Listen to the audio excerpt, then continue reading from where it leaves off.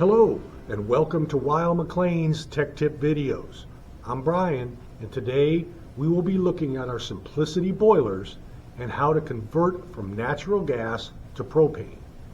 It is very important to keep in mind that all of these boilers must be set up with a combustion analyzer after the LP components have been installed.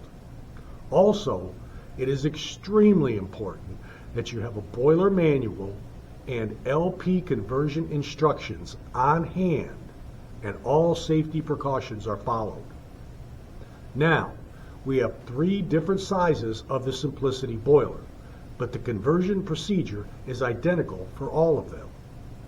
There are 3 different kits for the different size boilers. Before proceeding with the installation, confirm you have the right kit and all the parts are present that will be needed for conversion. Pay close attention to the new Venturi. It will have a black label and will be clearly marked LP. First, shut off the gas supply and electrical power to the unit. Remove jacket door and remove the air silencer. Disconnect the wire harness from the gas valve. Using 2 wrenches, loosen the swivel nut and set gas valve aside. Remove 3 Torx screws holding the Venturi in place. Remove Venturi and O-ring. Install new propane Venturi and O-ring from conversion kit. Be sure the O-ring is seated properly in the groove in the blower. Reattach Venturi with 3 Torx screws. Install the LP orifice into Venturi gas inlet. Then, reassemble the gas pipe with the new fiber washer from the conversion kit. Use 2 wrenches to tighten the swivel nut. Connect the gas valve harness to the gas valve. Reattach the air silencer to Venturi. Be sure the silencer clip is seated properly on the Venturi. Inspect the gas pipe fitting connections on the gas valve and Venturi. Use a bubble test or electronic gas detector to ensure there is no gas leak. Before putting the unit back in service, perform the coarse gas valve adjustment procedure. Use Table 2 to identify the number of turns needed for the throttle and offset adjustment. For the throttle, turn the screw fully clockwise to the bottom position.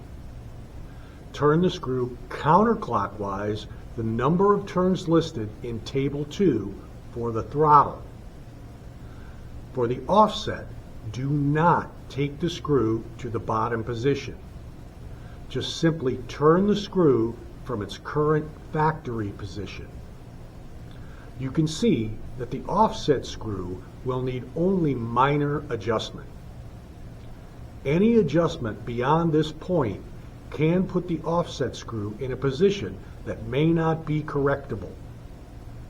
If the offset screw is adjusted beyond these instructions, it may be necessary to replace the gas valve. There is no way to find a starting point for the offset in the field. These are pre-adjusted at the factory. Follow the conversion instructions carefully.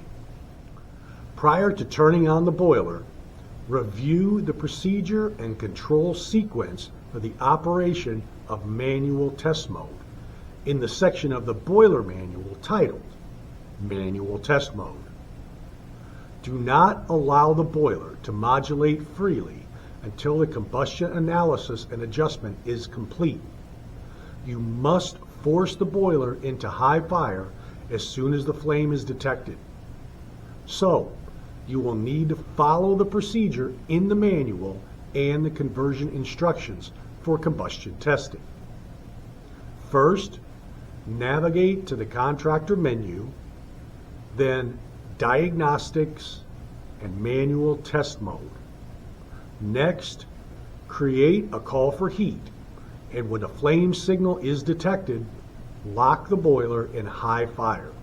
Insert combustion analyzer in the flue port, and once the CO2 readings stabilize, adjust the throttle screw to the target shown in Figure 90, page 113 of the manual for high fire. Then drop the boiler to low fire and let the readings stabilize.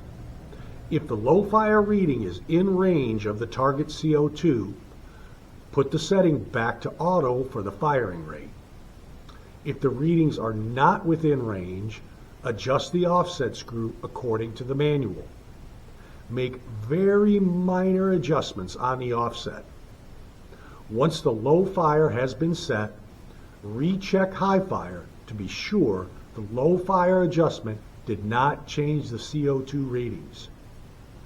After the combustion test is complete, the boiler is ready to be put in service.